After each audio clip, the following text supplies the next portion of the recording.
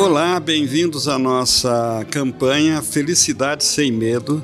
Vamos juntos desinverter o Brasil. É uma iniciativa da Associação Stop Destruição do Mundo e das Faculdades Trilógicas Kep e Pacheco. Estamos trazendo hoje, com muita satisfação, um artista e ser humano de enorme valor para o nosso país e para o mundo, nosso querido Malcolm Forest, que muitos já conhecem. Olá, Malcolm Forest, seja bem-vindo ao nosso programa. Muito obrigado. O senhor é um artista polivalente, versátil, né? Cineasta, ator, compositor, tradutor. E as músicas que compôs vão desde o gênero pop até a música erudita, né? É raro termos assim um artista assim, né? Sim. E o senhor é filho de pai americano e mãe brasileira, carioca, né? Isso mesmo. E aí, meu pai, durante a Segunda Guerra, iniciou-se a guerra em 1939, ele trabalhava em Chicago, ele era de Fort Wayne, Indiana, somos descendentes da família Adams, e uma parte da Alemanha. O Adams foi a família mais ilustre norte-americana, que deu 2 presidentes aos Estados Unidos, né? Inclusive o John Adams e o filho dele, John Quincy Adams, foi o maior diplomata que os Estados Unidos teve, era abolicionistas e parece que fundou até uma liga antimaçônica, algo assim. Mas eles eram intelectuais e meu pai era muito inteligente, gostava de literatura. E o chefe dele em Chicago, ele trabalhava numa empresa, alguma coisa na área de contabilidade. E sempre aconselhava muito. Ele dizia: Paul, a guerra começou, os Estados Unidos vão entrar nessa guerra. Se você esperar para ser convocado, você vai acabar no exército, vão te colocar em linha de combate.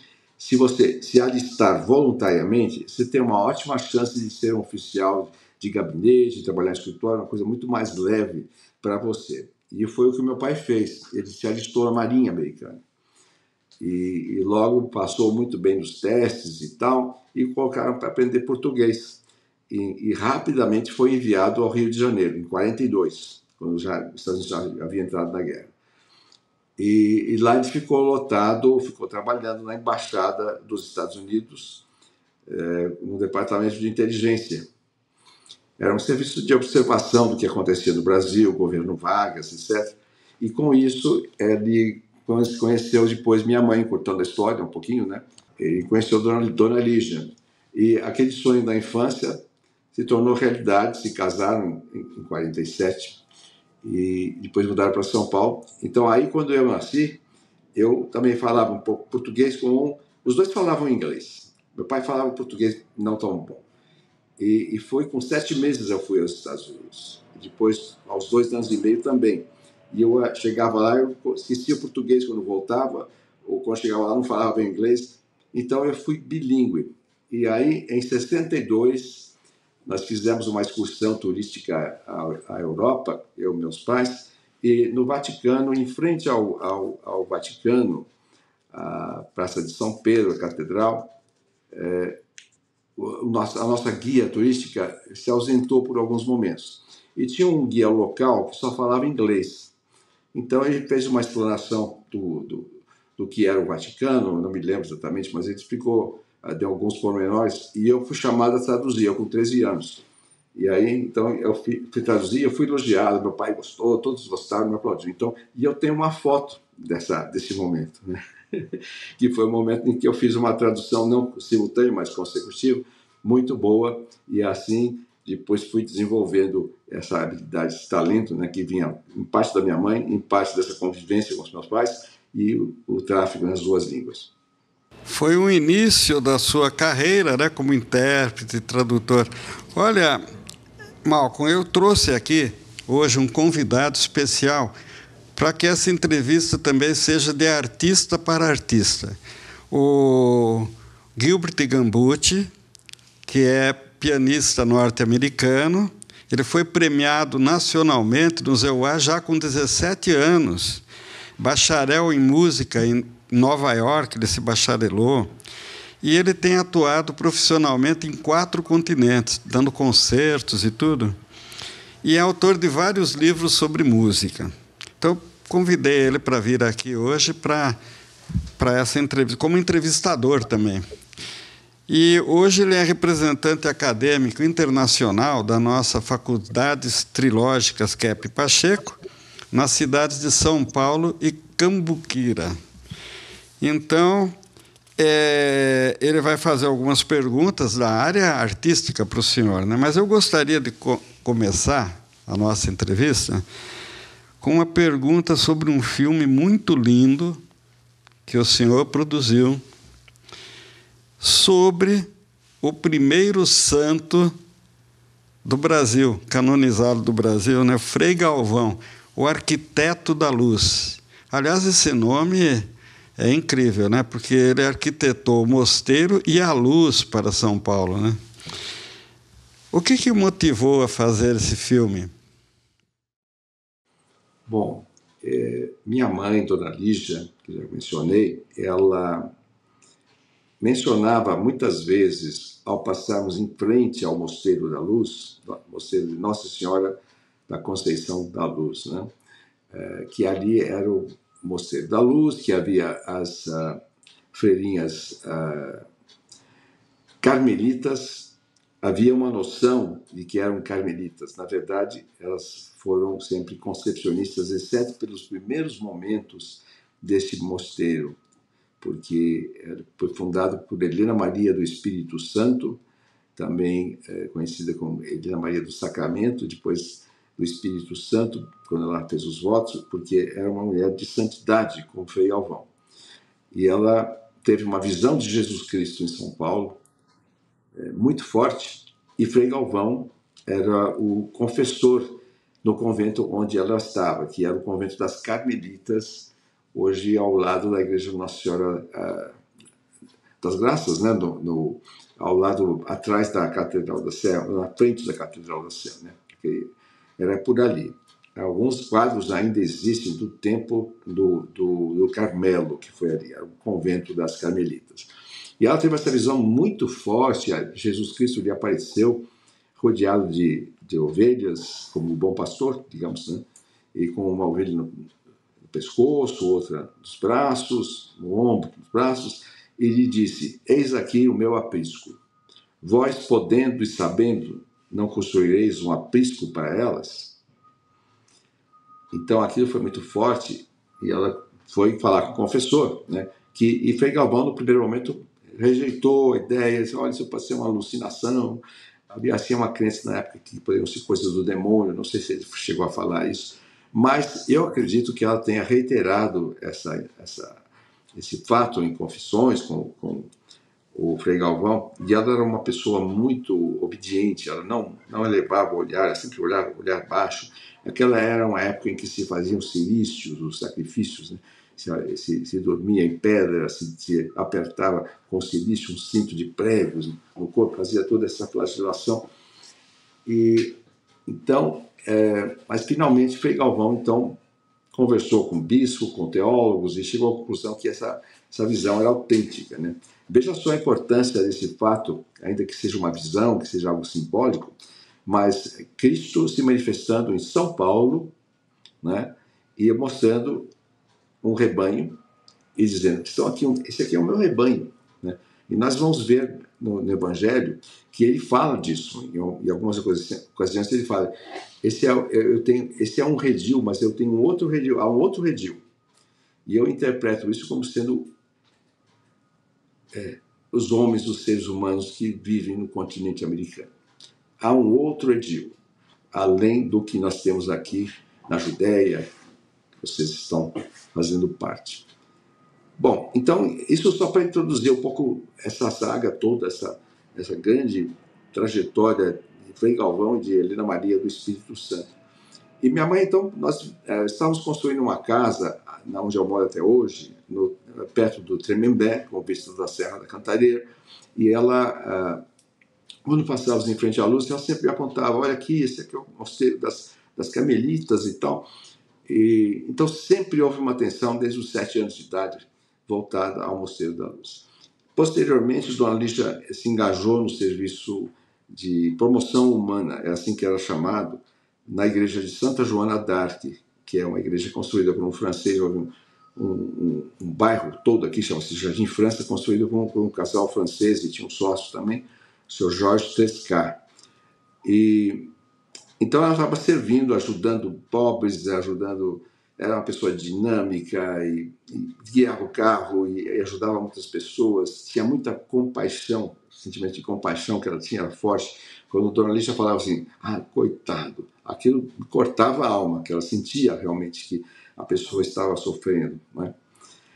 E daí, muitos anos depois, encurtando, lógico, essa história toda, um dia uma vizinha minha, que era nossa amiga, que uma moça que era enfermeira, ela conversando comigo ao telefone, eu estava no meu quarto e a minha mãe estava na sala, ouvindo um pouquinho da conversa. E ela contou o fato de que um rapaz de 17 anos estava à beira da morte, desenganado, os pais já chamavam um sacerdote para os santos ódios, os temunção, e com uma doença autoimune. E aí, quando eu desliguei o telefone, eu vi a Dona Lígia falar, quem foi? Quem ligou, né? Então, eu disse, é a Bárbara, porque o filho da chefe dela no hospital, do servidor, está condenado, está à morte, né? Aí ela falou bem alto, precisamos pedir para Frei Galvão. E depois ela me disse, eu senti que alguém tocou o meu braço. Bom, eu tenho por hábito rezar por pessoas que precisam de alguma coisa mais séria, né? Doenças, eu rezo todo dia. E já vimos acontecer muitas graças. É claro que a morte chega um dia e Deus tem os seus altos desígnios, como dizia Frei Galvão, ele disse isso quando Elina Maria do Espírito Santo, que foi a cofundadora do Mosteiro da Luz, faleceu, pouco tempo depois de mudar-se para a igreja. É uma história muito bonita, nós não temos tempo para contar tudo. Mas, então, bom, o que nós fizemos? Eu comecei a rezar pelo rapaz e oferecemos uma devoção chamada Pílulas de Frei Galvão, que é uma coisa notória que aconteceu quando o Frei Galvão já tinha fama de santidade em vida, muita gente vinha de todas as partes do sul do Brasil, principalmente, pedindo que ele ajudasse, que ele fosse ver a mulher que estava com problema de parto, e nem sempre ele podia se locomover, embora ele até bilocasse, ou seja, um fenômeno raro da parapsicologia, que a pessoa se manifesta em 2 lugares, aparece à distância. E havia casos dele aparecer assim e socorrer pessoas. Mas, certa vez, um marido desesperado chegou do Vale do Paraíba, chegou aqui em São Paulo, queria que Frei Galvão fosse imediatamente com ele para rezar, acolher a esposa que estava em uma situação muito grave de gravidez. E ele então disse, não, você pode voltar porque sua esposa já vai encontrá-la boa. Mas ele não acreditou, isso aí é conversa.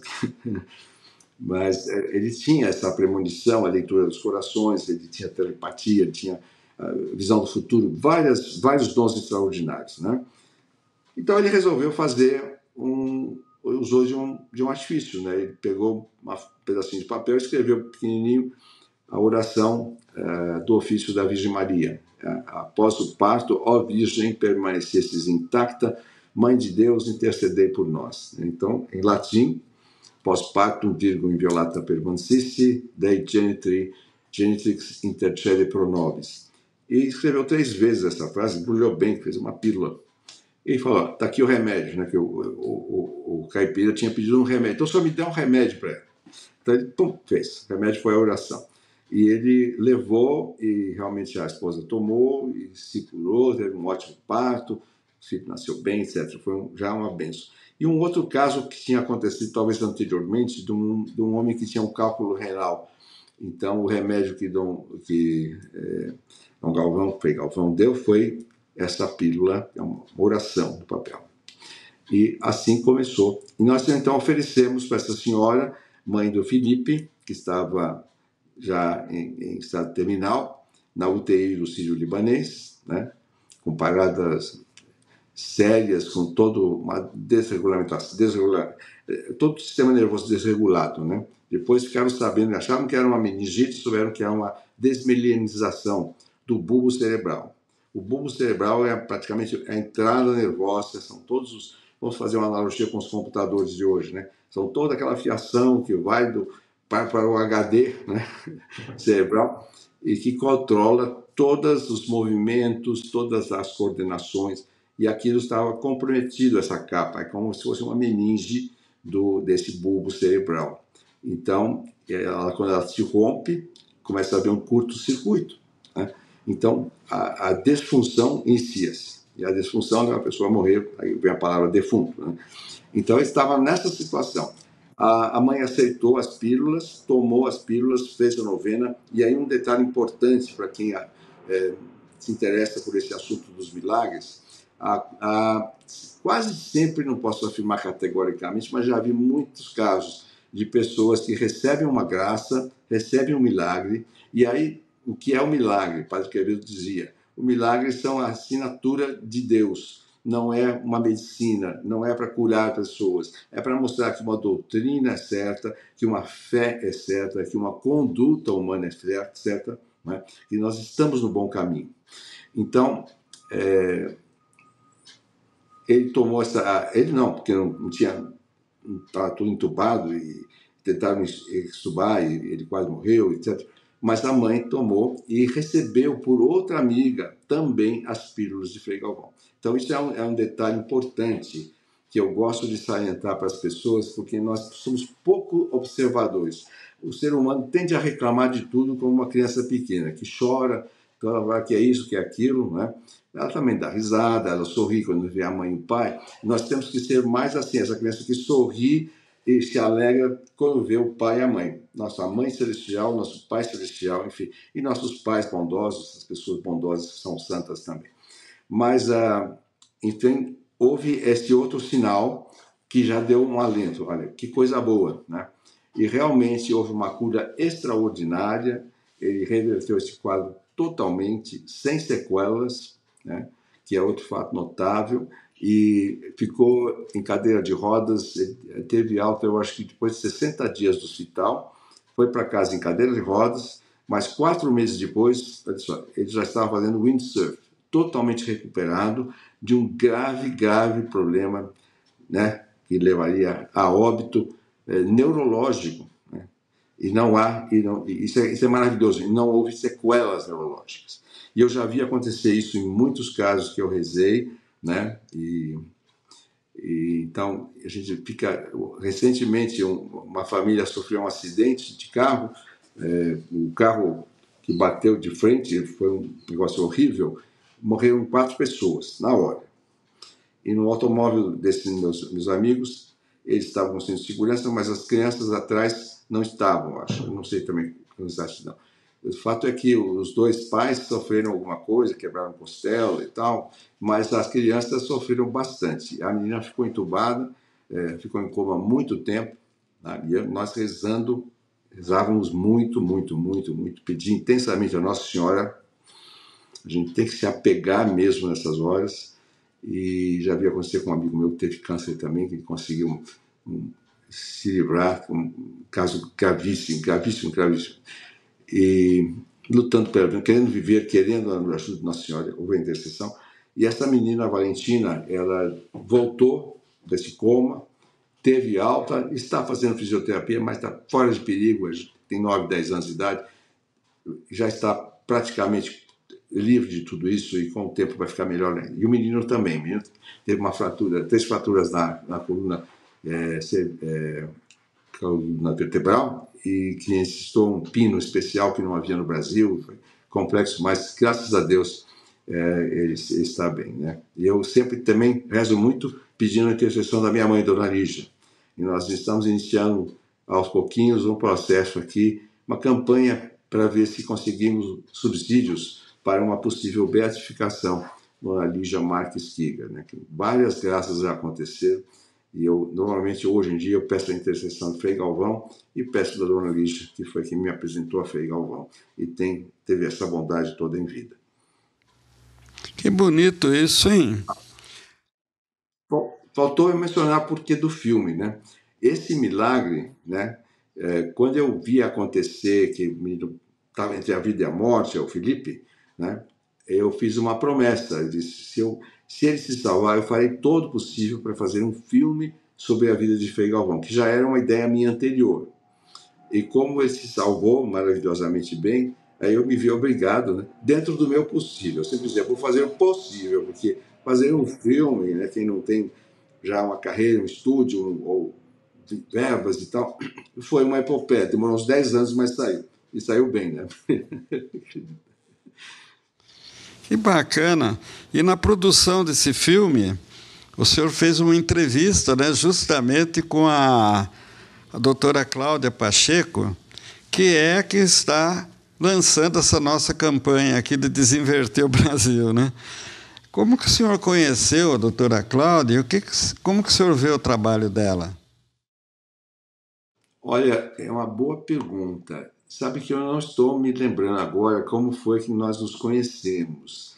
Eu tive contato, sim, e através do livro História Secreta do Brasil. Esse foi o elo de conexão, né? Que eu achei muito interessante. Foi um livro que mudou, abriu a minha visão para fatos importantes, né? Proto-históricos, da gênese de Portugal, o porquê da missão portuguesa, que até hoje é muito confundida, porque os navegadores portugueses são uma coisa à parte. Não é a mesma coisa que os ingleses, não é o mesmo que os franceses, não é o mesmo que os holandeses e outros, nem os espanhóis, também muito cristãos, mas a missão de Portugal é salvífica, né? E além do livro da doutora Cláudia, a gente dá graças a Deus que aqui temos um pouco do sangue português aqui nesse espírito, nessa coisa toda nossa, né? Porque havia sempre essa noção do síndrome do vira-lata, que o Brasil é ruim, que não sei o quê, porque aqui foram degradados que vieram, e porque seria tão melhor se fossem os ingleses ou os holandeses, blá, blá, blá. Mas nós sabemos que, no fundo, quem tem a alma mais purificada está numa missão de realmente levar o evangelho, né, aos povos incultos, às terras ignotas e povos distantes e tal, de acordo com outra visão maravilhosa que Afonso Henriques, o primeiro príncipe de Portugal, vamos falar assim, teve em 25 de julho de 1139, né? 25 de julho, que é um dia atribuído a São Cristóvão, que tem outra significação fabulosa na historiologia, se nós pensarmos em termos da missão que nós todos temos salvífica, de levar o Evangelho, levar Cristo, de salvar a humanidade, desinverter, como a doutora Cláudia também fala, né? Podemos falar em conversão ou desinversão, né? Porque realmente está muito, muito alterado todo esse conceito de vida que nós devemos ter, que é a conversão para Deus, a religião, a religação com o Criador. Então, eu me admirei muito do livro e acho que a procurei, e depois eu achei que era muito pertinente introduzir no filme Frei Galvão, Arquiteta Luz, um momento que ela falasse do milênio, né? Porque nós vimos aí acontecer a beatificação e a canonização de Frei Galvão, Santo Antônio de Santana Galvão, com a vinda do Papa excepcionalmente ao Brasil, né? Papa Bento, uma canonização que acontece aqui em São Paulo. Nós fomos a um encontro no Pacaembu, eu e minha mãe, em que havia estilizadamente um painel luminoso atrás do Papa com uma pomba simbolizando o Espírito Santo. Então, esses sinais me alertaram. Falei, nossa, mas isso não será que a era do Espírito Santo está se manifestando? Né?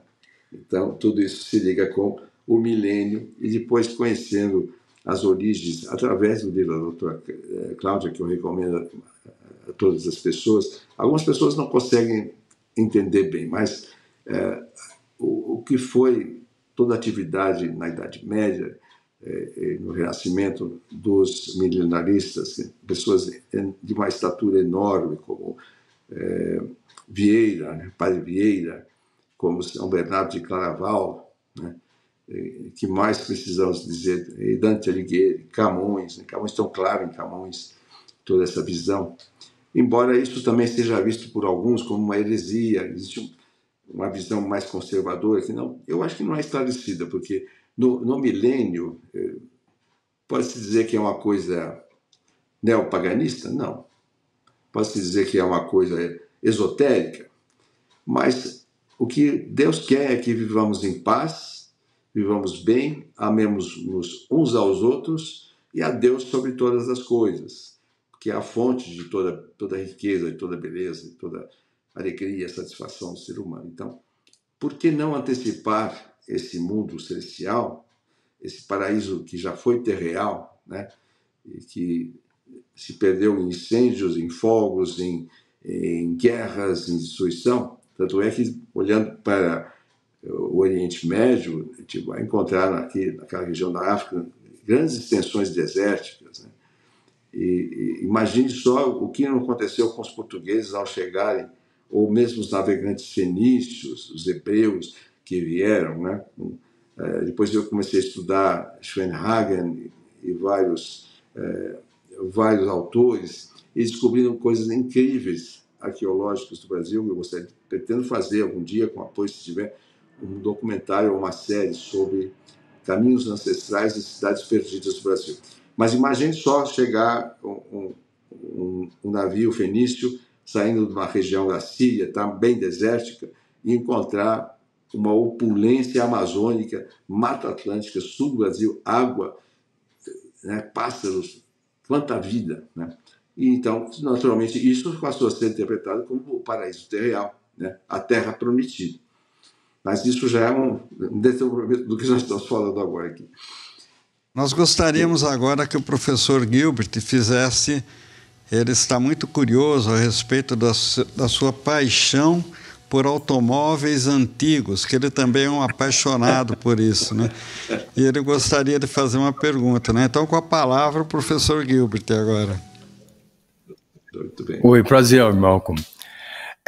Prazer. Aqui na faculdade, Kepi Pacheco, a gente estuda a energia que as artes emitem, né? Energia boa, né? Que capta e emite essas energias essenciais até, né? A gente estuda isso, é fascinante. Então, como pianista, eu gosto de qualquer tipo de beleza, da estética. Então, Malcolm, uma vez eu estava assistindo um filme que aconteceu na época dos 50. E todos os carros foram dos 50. Quando tinha é um concurso, quem pode fazer o carro mais bonito do que os outros, né? Tinha Chrysler, Pontiac, Studebaker, Cadillac, Buick, né? Tem tudo. Então, tanta beleza. De repente eu pensei, será que as cidades andando com essas obras das artes rodando, que isso dá uma energia boa para a cidade? Né? Se ele tem uma beleza assim, isso afeta o ambiente. Né? É impossível que não afeta o ambiente. Hoje em dia os carros são mais ou menos mesmo desenho, minha opinião, né? Muito perdeu essa estética. Então eu vi uma foto do senhor e não sei se foi um carro, se foi uma Duesenberg da época das 30. Que carro é isso? Qual é a história aqui? Tá, bom. Realmente as exposições, né? E ontem eu tive um evento na Casa Uni, que é um hub cultural também aqui na Zona Norte, muito interessante, e o curador estava falando da palavra elegância. Eu vi uma exposição fotográfica chamada A Elegância do Jazz, né? E eu nunca havia me dado conta, mas elegância não tem a ver só apenas com estética, com roupa, com moda, né? Com o belo. Tem também, mas tem a ver com elegere, vem do latim a palavra escolher. Então, é uma escolha que se faz. E os automóveis têm uma tradição europeia que eu acho que bem, talvez até no tempo da carruagem, havia um evento chamado Batalha das Flores, no século XIX, em que se ornamentavam as carruagens com flores. No século XX fizeram isso com os automóveis. Mas o que mais prevalece são os concursos de elegância. São exposições muito bonitas, onde o carro mais bonito, mais brilhante, mais bem restaurado. Entre também outros componentes, como a história do automóvel, a história dos donos, o provenance, ou aqui no Brasil, né, proveniência, eles chamam de pedigree. Esse automóvel tem pedigree, porque pertenceu ao fulano, tem uma história, tem um storytelling, né? Então, e há uma era de ouro nos automóveis que eu vejo como sendo da metade do século, da década de 1920 até 10 anos, até metade da década de 30, ou seja, de 25 por aí até 35, 36, em que havia uma exuberância, havia luxo, né, que é dar o melhor, aparentar o melhor, e os carros eram grandes normalmente, os carros mais de luxo. Então, o carro a que você se refere, caro Gilbert, deve ser um Isotta Fraschini, uma marca italiana. Eu estou restaurando um automóvel desse aqui em São Paulo. Adquirimos um expertise por Deus, né? Como dizia Frei Galvão, tudo que ele fala, mas o senhor construiu um mosteiro e tal. Tudo obra da divina providência. E no caso deles, lá, ainda mais flagrante, porque estavam fazendo a construção de um muro, os escravos trabalhavam junto com as freiras, o Frei Galvão, ele se alimentava, por último, quando sobrava algum alimento, primeiro os escravos, primeiro escravizados e tal, enfim, mas terminavam com um muro com 90 centímetros de altura, ao entardecer. No dia seguinte de manhã já estava com 1,20 m, né? Então, tudo obra da divina providência. Então, eu tive a oportunidade de restaurar alguns carros maravilhosos, inclusive um Greifenstift, é um carro austríaco que estava no Rio de Janeiro, um carro grande, e um amigo meu comprou, e depois ele teve um problema financeiro muito sério, teve que vender tudo, mas esse carro ele não vendeu. Eu vi na época, ele estava vendendo, mas não tinha dinheiro para comprar. Aí, muitos anos depois, uns 20 anos depois, por aí, né, ele ainda tinha o automóvel, eu consegui adquiri-lo e conseguimos restaurá-lo, né? E está maravilhoso, convido vocês a virem conhecer, né, oportunamente. Então, agora, o automóvel, ele realmente traz brilho aos olhos, ele traz um sorriso às pessoas. Essa é a definição de um hábito, né, de colecionar ou admirar os carros antigos. A gente não precisa ter... Eu sempre digo que o colecionador paga as penas, porque ele tem custo, tem preocupação com o automóvel, mas o admirador não tem nada disso. Ele vai ver os carros e fala, que legal, que ótimo. Mas eu percebi que o que faz o automóvel antigo? Ele evoca uma era anterior mais feliz, a infância. O avô que tinha um carro desse, o vizinho que tinha, o pai não conseguia comprar. Então, ele traz sorrisos para as pessoas. E nada mais importante hoje em dia do que trazer esperança, alegria, sorrisos, beleza estética. Eu amo a beleza estética. Mas e a música também, eu acho que a mais perfeita das artes. A própria palavra música vem de musa, né? Na antiga Grécia, Eutérpia, a musa da música, mas todas aquelas musas, semideuses e tal, no imaginário grego, né, são importantes. Então, a música, a estética e a beleza estética do automóvel antigo é uma coisa maravilhosa e é dinâmico e está crescendo no mundo muito, muito, muito. Fui convidado a fazer uma palestra no México, cidade do México, num simpósio sobre restauração e originalidade. Veja o nível de refinamento que isso chegou da Federação Internacional de Veículos Antigos junto com a Federação Mexicana de Autos Antigos.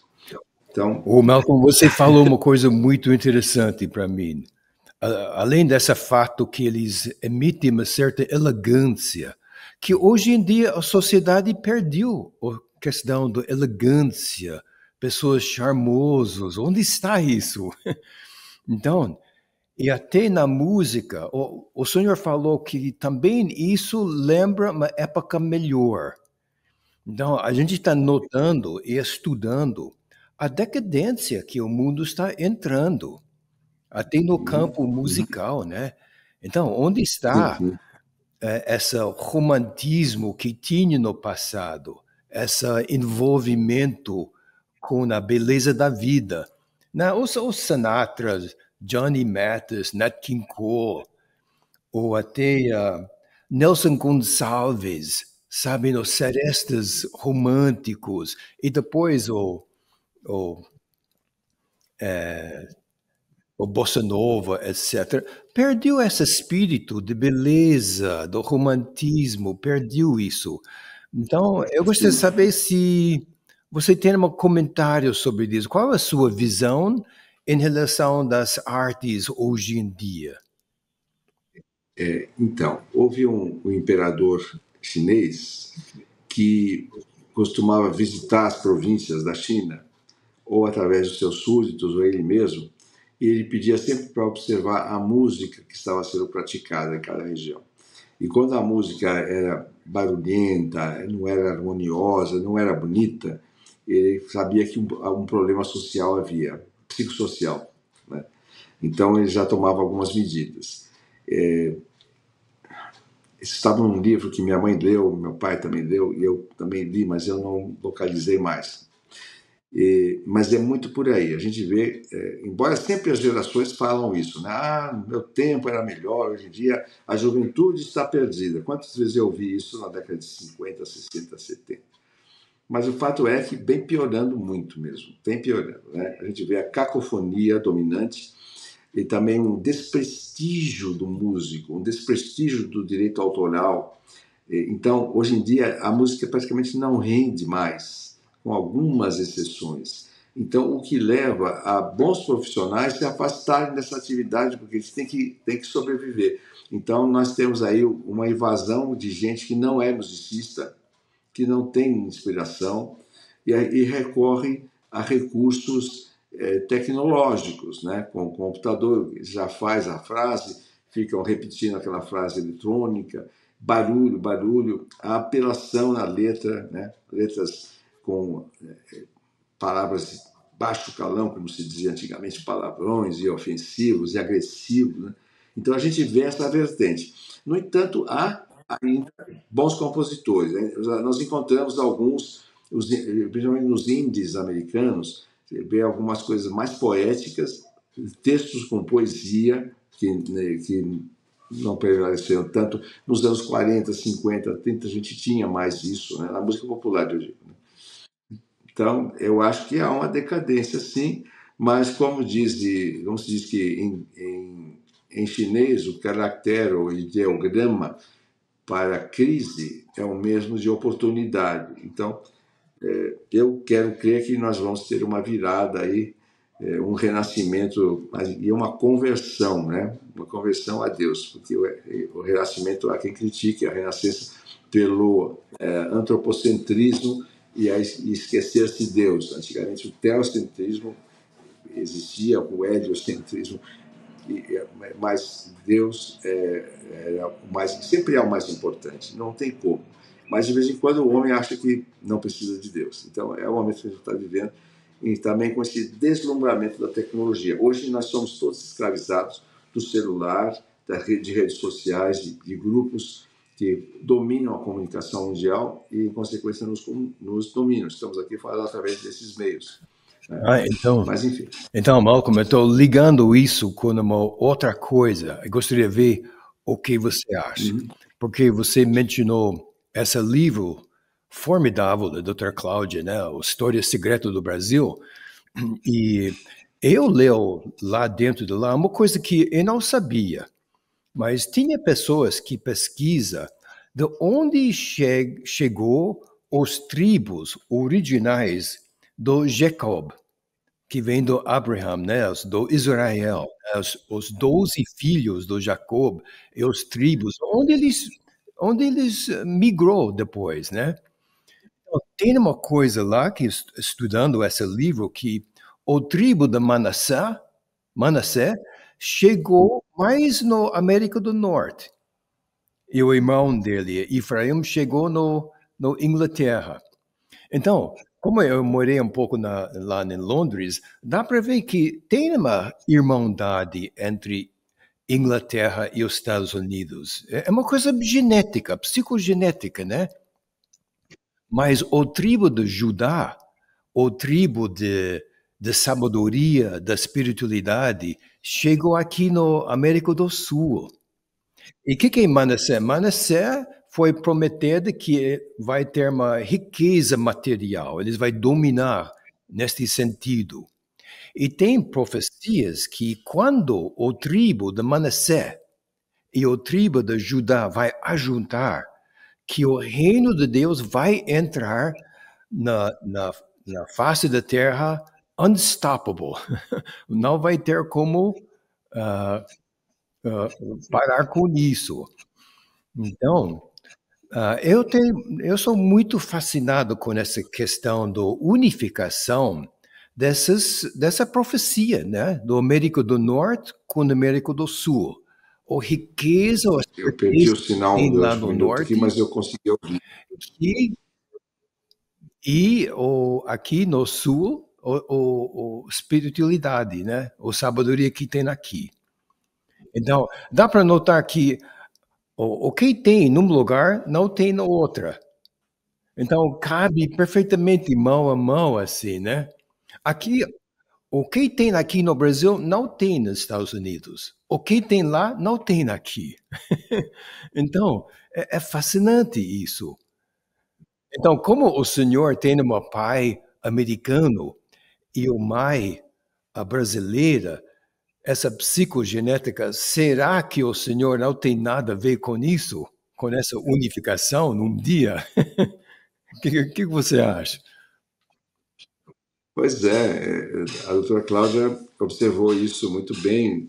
No meu caso aqui, uma dúvida, essa genética é verdadeira, né? E a nossa linhagem portuguesa, brasileira, por parte da minha mãe, Dona Lígia, nós temos ascendência diamantina e a Portugal diretamente, né? Cidade de Amarante, o Porto, enfim, a genética vai abrindo, lá no fim nós somos todos descendentes de Adão e Eva e muitas pessoas, né? Muitas. Mas o fato é que estamos nesse momento vivendo com essa situação. E eu acho, e sempre eu fui assim, bilíngue, um pé lá, outro pé aqui, mas eu prefiro a alma brasileira, né, em detrimento da alma americana, porque apesar de ter coisas muito boas, gente excepcional nos Estados Unidos também, em todo lugar tem, né? Não há nenhum preconceito, nem segregação, mas o brasileiro vibra com o coração mais do que o americano, né? Eu acho que também o Papa atual, o Papa Leão XIV, né, que vem de forma providencial, temos muita esperança que isso reavive o catolicismo, inclusive nos Estados Unidos e em todo o mundo, que vai contribuir nesse sentido, né? E é um sinal também dos tempos, né? Ele adotando o nome Leão, né, como Leão XIII, né, e Leão Duodécimo também, Leão XII. Leão Duodécimo era muito próximo da família imperial brasileira, inclusive o Dom Pedro I, entrando mais na música, que era um exímio compositor, musicista, com ouvido absoluto, tocava todos os instrumentos da orquestra, alguns com grande proficiência. Ele dedicou uma missa que ele compôs, que o título original era a Missa de Nossa Senhora do Carmo, porque foi apresentado na catedral da época, a Igreja de Nossa Senhora do Carmo, onde apresentamos, em dezembro do ano passado, o grande concerto de Natal da família imperial brasileira, com a Orquestra Sinfônica dos Fuzileiros Navais, que inclusive inclui gaitas de fole. Tem 8 gaiteiros que fizeram uma performance, e eu contribuí com 3 composições para esse concerto, além de fazer a curadoria. Mas, então, nessa igreja, que é a Igreja da Coroação, o casamento com Dona Amélia, Dom Pedro I, ele apresentou uma missa fabulosa, que tem o credo é muito conhecido, mas também o Glória é fabuloso. Eu usei essa música, essa peça, na trilha sonora do filme A Jornada dos Príncipes, além de apresentar em concerto. E então ele dedicou a Leão XII, Leão Duodécimo, porque ele havia pedido ao Papa que considerasse São Pedro de Alcântara como patrono padroeiro do Brasil, né? E então nós temos aí uma trilogia de 3 leões, né? Leão de Judá, 3 leões vindo numa sequência com um espaçamento de século e pouco mais e tal, uma coisa muito alvissareira também. Agora, eu perguntei para a doutora Cláudia se o Brasil é tão bom, tão terra prometida, né? E até, eu não sou espírita, mas o Chico Xavier tinha uma mediunidade avançada, tinha algumas visões e tal.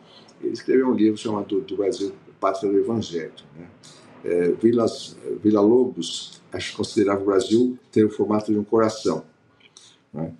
Então, se é tão bom assim, por que nós temos tanta criminalidade?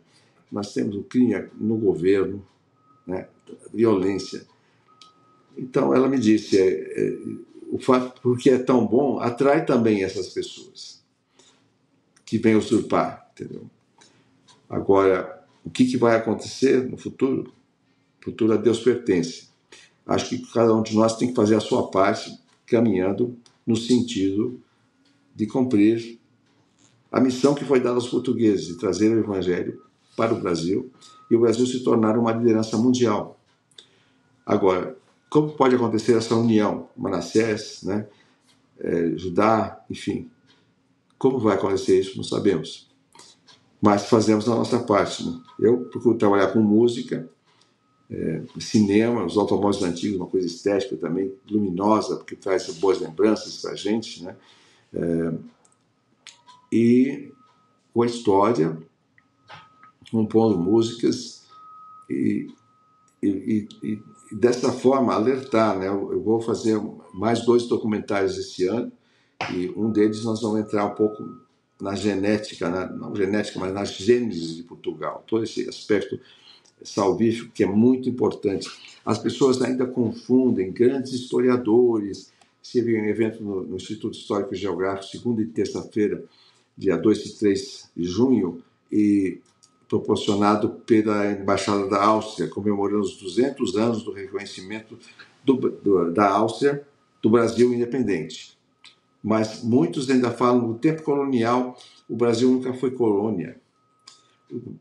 Isso aqui era território português, o Brasil. Chamavam de Reino Unido porque havia uma distância oceânica entre os 2 países. Dom João VI foi forçado a voltar para Portugal. Ele que conseguiu vencer Napoleão. Foi o único rei que conseguiu driblar o ditador, imperador, enfim, Napoleão Bonaparte, né? E Napoleão era casado com uma irmã de Dona Leopoldina. Olha que coisa. Mas não deixou de invadir a Áustria por causa disso. Eles também sofreram muito na Áustria. Mas, enfim, o reino ele teve que voltar a Portugal, forçado que foi, mas tinha vontade de voltar ao Brasil. E demorou um pouco com o reconhecimento da independência por parte de Portugal por causa disso. Havia a intenção de voltar a ter o Reino Unido. Um só reino. Eu vi a transferência, olha que coisa gigantesca, da sede do Reino de Portugal ao Brasil em 1808, numa operação logística incrível, não foi da noite para o dia, não foi uma fuga, mas a biblioteca veio junto, 15 mil pessoas vieram e estabeleceram a sede do Reino no Brasil. É pena que isso não continuou assim.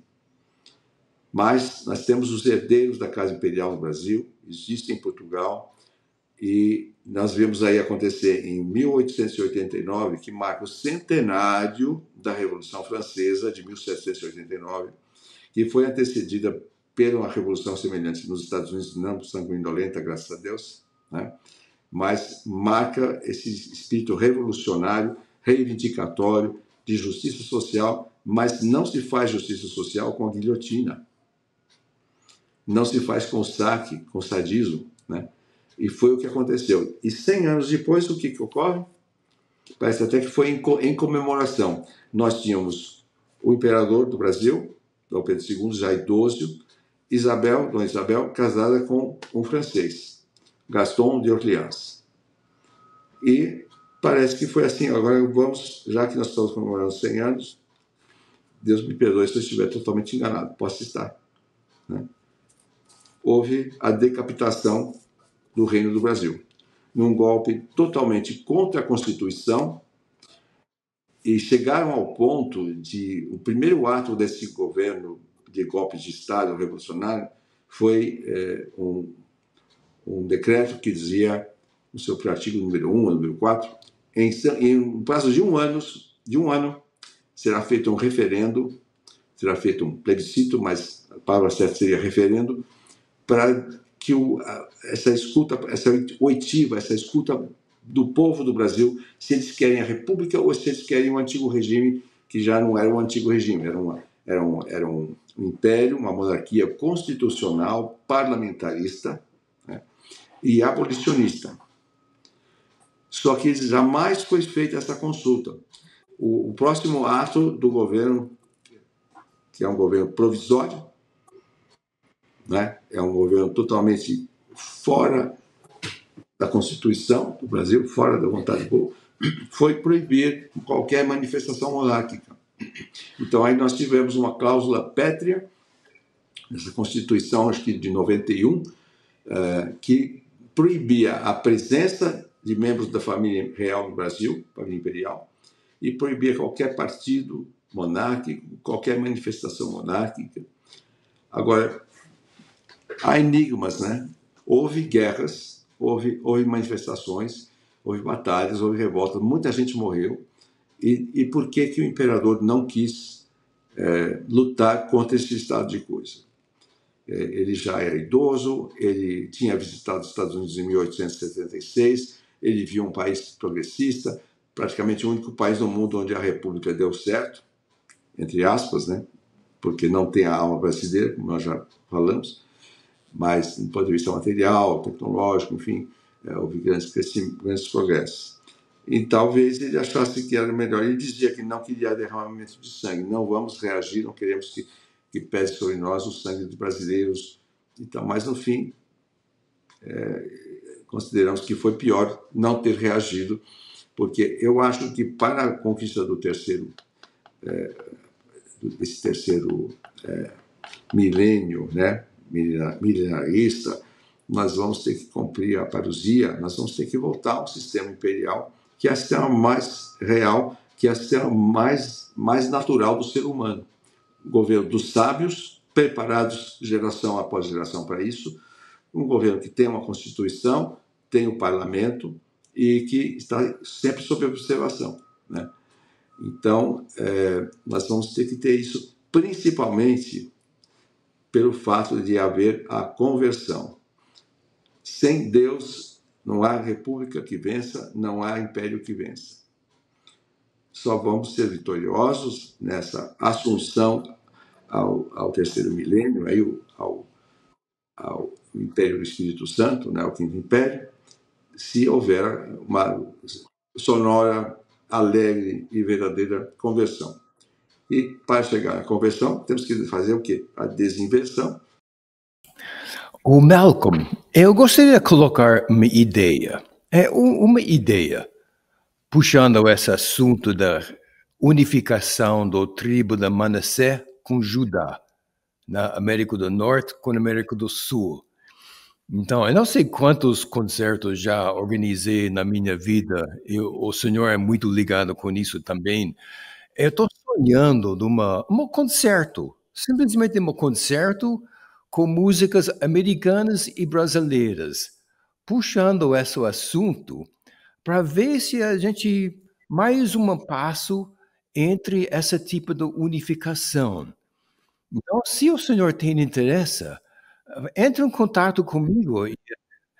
Como que é? Se o Deus quer, vai ser facilitada, assim, né? Mas eu tenho toda vontade de fazer uma coisa assim. Olha, caro Gilbert, a sua ideia, a sua sugestão aí vem muito a calhar no momento atual. Eu fiz uma composição, idealizei uma fantasia sobre o hino da independência do Brasil, né? Que ficou muito bonita, modéstia à parte, tudo obra de Deus, né? E já tivemos mais de 30 apresentações dessa fantasia, de 10 minutos de duração, com as orquestras das Forças Armadas, que são nossas parceiras da Casa Imperial, do Exército, da Marinha, dos Fuzileiros Navais, que é a mais antiga, e da Força Aérea, né? E eu me inspirei um pouco em Louis Gottschalk. um compositor americano, né, que fez uma fantasia sobre o dito hino da independência do Brasil. Né? Esse hino da independência, hino da República, o hino nacional brasileiro. E esse hino nacional brasileiro, todos nós cantamos, principalmente em jogo de futebol, assim, mais importantes, né? Ele era um antigo hino composto por Francisco Manuel da Silva. Ele teve um momento que foi até contrário à figura de Dom Pedro I, mas logo depois esse hino foi usado como o hino da sagração ou coroação de Dom Pedro II aos 14, 15 anos de idade. Aquela melodia tão forte que nós cantamos até hoje, com outra letra, né, foi o hino usado para a coroação de Dom Pedro II naquela igreja de Nossa Senhora do Carmo, do Rio de Janeiro, né, a antiga catedral. E então Gottschalk fez uma fantasia sobre esse hino, que depois não foi chamado de hino de Dom Pedro II, nada assim, e ofereceu à Princesa Isabel. Mas é uma obra muito boa, é uma obra mestre, é uma pièce de resistência.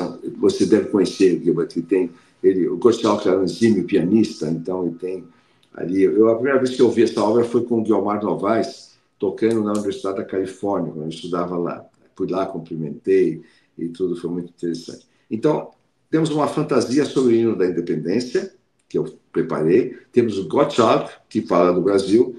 E, dia 27 de julho, tudo correndo bem, vamos apresentar na Sala São Paulo 2 composições interessantes, com a Orquestra Sinfônica da Força Aérea, da FAB. O hino que Dom Pedro II encomendou a Carlos Gomes em 1876, porque ele ia aos Estados Unidos, foi convidado pelo presidente Ulysses Grant para abrir a Feira Mundial comemorativa do centenário da independência dos Estados Unidos. Então, é um hino, e Dom Pedro colocou no PS da carta e tal, a Carlos Gomes, PS, não aceito desculpas, porque eu acho que o prazo foi curto para fazer todo esse trabalho. Mas ele cumpriu, foi aos Estados Unidos junto com o imperador e a imperatriz do Brasil, Carlos Gomes, e na abertura da Feira Mundial que lançou para o mundo, graças a Dom Pedro II, porque senão teria ficado escondido nos cantinhos da feira, a invenção de Graham Bell. Graham Bell, o telefone. E o Brasil foi o primeiro país no mundo que contratou telefonia. O imperador trouxe para o Brasil. Então, essa obra vai ser apresentada agora, né, dia 27 de julho, na Sala de São Paulo, e na véspera também no Festival de Inverno de Campos do Jordão. E eu estou fazendo já está quase pronta, uma peça sinfônica que trata da viagem de Dom Pedro aos Estados Unidos. Então, nós já temos algum repertório aí interessante unindo os 2 países, né?